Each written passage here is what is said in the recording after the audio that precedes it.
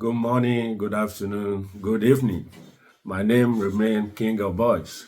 So I'm just here to talk about the issue that is happening basically in Nigeria about the insecurity and the political situation of Nigeria. As we all know, the level of insecurity in Nigeria today is really pathetic. That people cannot move freely from one point to another. You cannot even sleep at your home very comfortably. The farmer cannot go to farm. The trader cannot travel on their business trip. The student cannot go to school.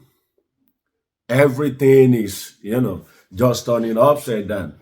So we need to talk about this. I'm not really used about talking about issue like this before, but these days it looks like it's so more worrisome that I just believe that everybody need to talk about it. Though before we go ahead, I may be saying this, both in English, Yorubas, and Pidgin English.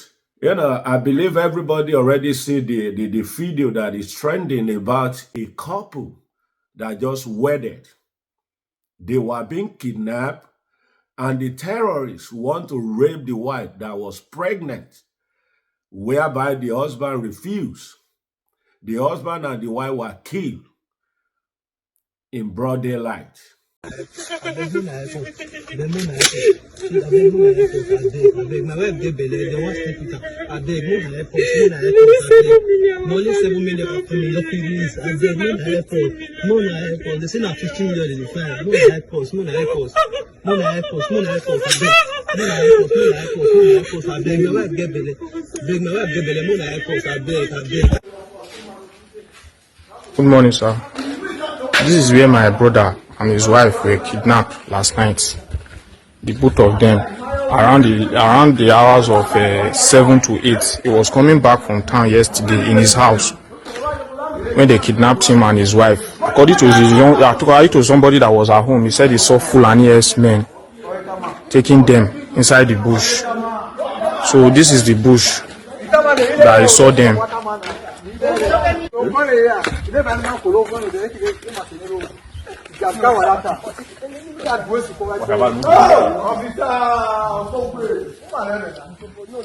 So this is the environment.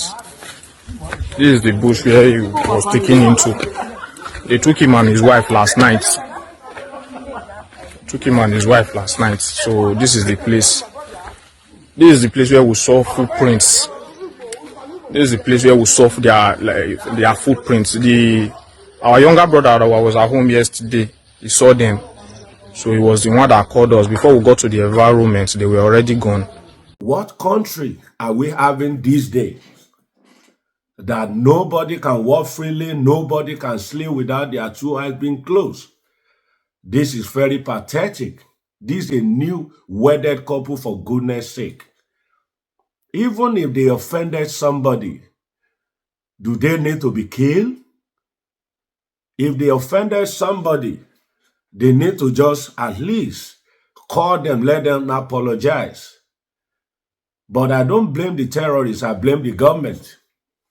Because the primary responsibility of any government, any responsible government, is the safety of the life and property of the citizen. That is the primary responsibility of the government. But the first is the case in Nigeria. Our government don't care anymore.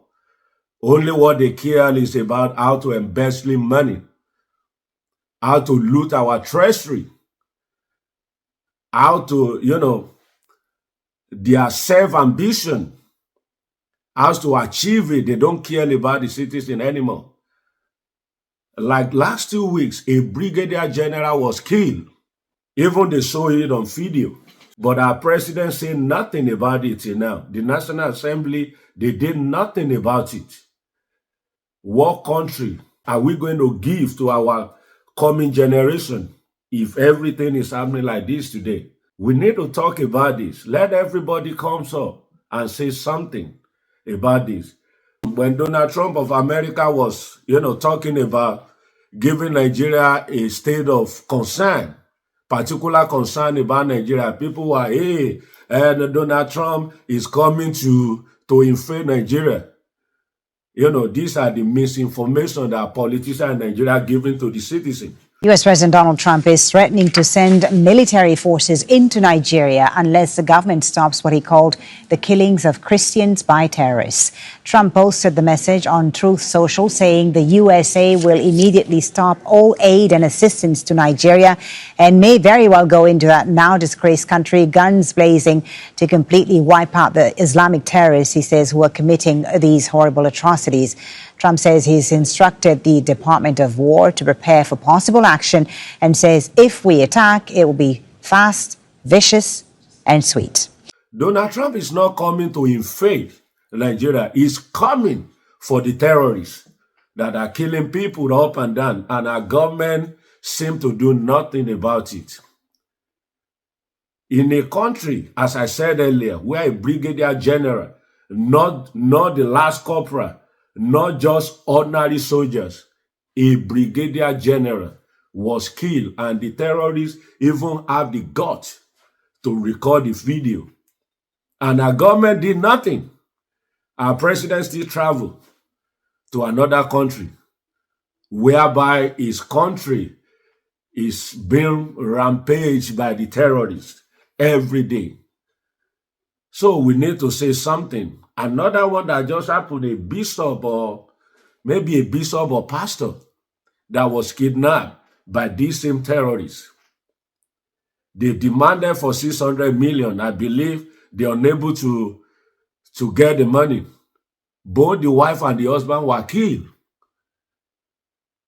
In a country that even people like us, that we grew up when we were still very young, that you can even sleep outside till daybreak. Nothing will happen to you. But today, reverse is the case. Even you cannot even trust any security personnel anymore, because a country whereby the terrorists were being, enlisted to the security apparatus of a country, they call them repentant terrorists. And you believe that organization, that security apparatus will be okay. A terrorist will only be a terrorist. Like they used to say, once a soldier is a soldier.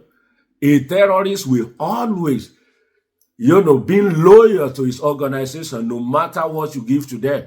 They will always be loyal to their terrorist organization. And don't forget, these are the people that claim that Nigeria belongs to them, the Fulanis.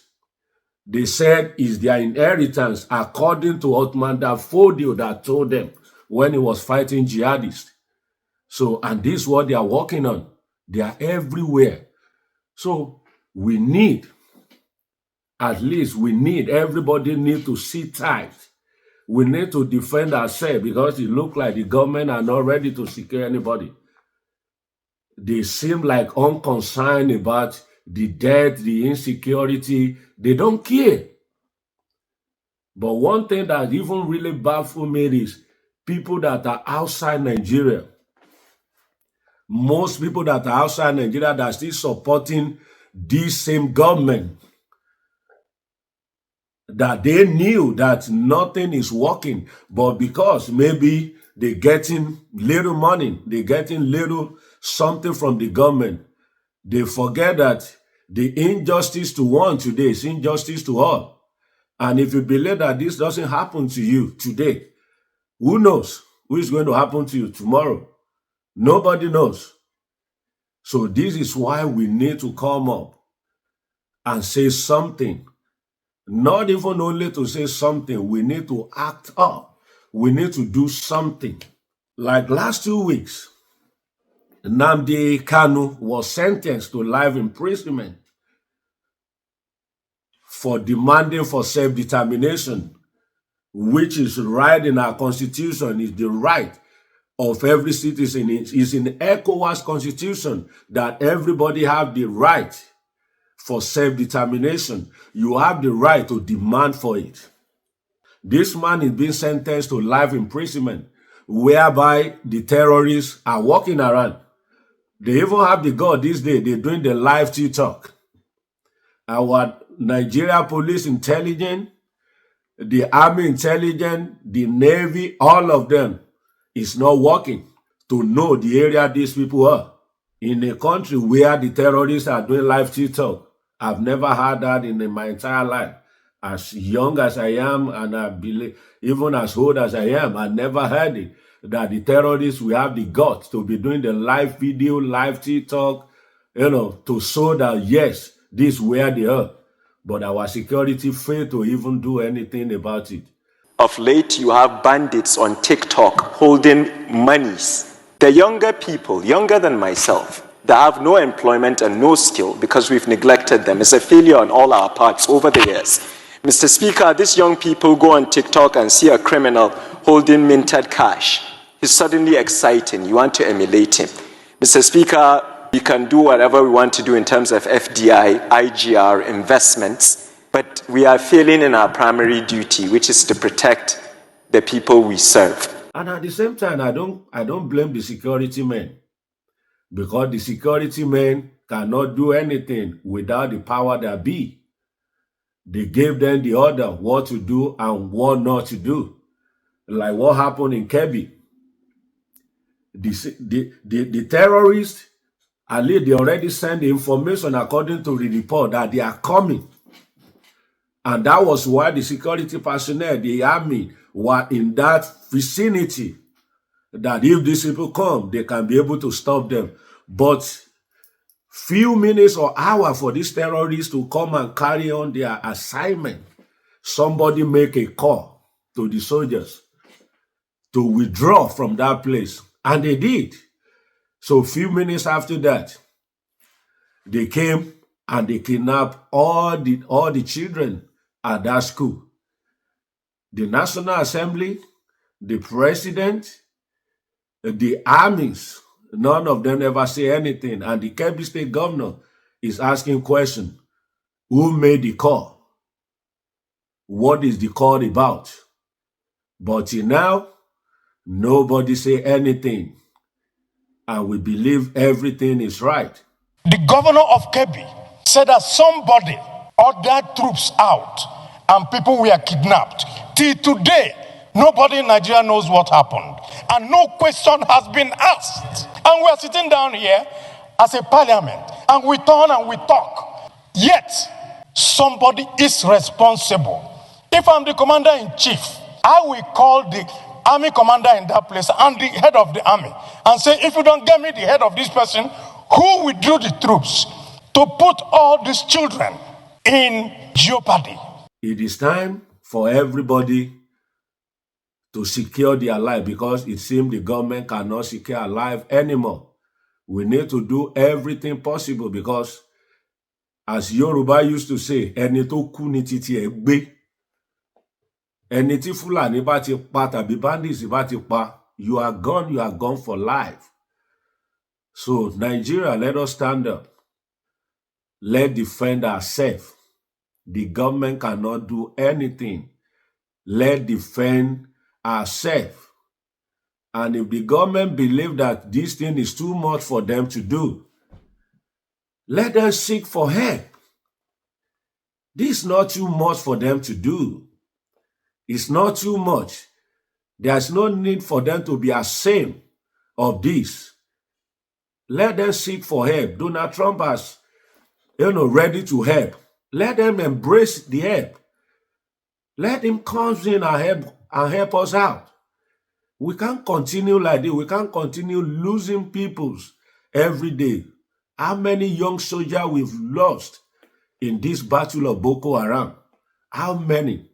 These are people that are supposed to become something prominent tomorrow. But we are losing them day by day. And we hope for a better country. We hope for a better country, a country that the children cannot go to school anymore. And they said education is the best legacy that the parent can give to their children. But in Nigeria, especially from the northern part of Nigeria, the children can no more go to school. So what legacy, what future are we building for tomorrow? And without education, we all know this is the result that we will continue to get, because I believe those terrorists, if they have at least little education, even if anybody trying to invite them to this kind of a stupid organization that they live in the bush, probably they will refuse. But because they had no education, because according to them, Boko Haram, that this Western education is forbidden, is haram. That is what it means. So it is high time we stand up and do the right thing. We plead to our government, secure our life, secure our future. At least you people that are in government today, somebody was in government when you were young. They secure your life. That is why you are alive today. So you need to secure the life of the young one today so that they can be something also tomorrow. Thank you. God bless you as you are watching. God bless Nigeria. God bless Oduduwa Republic. That is Yoruba, where I came from. Because I believe at the end of the day, separation might be the last solution.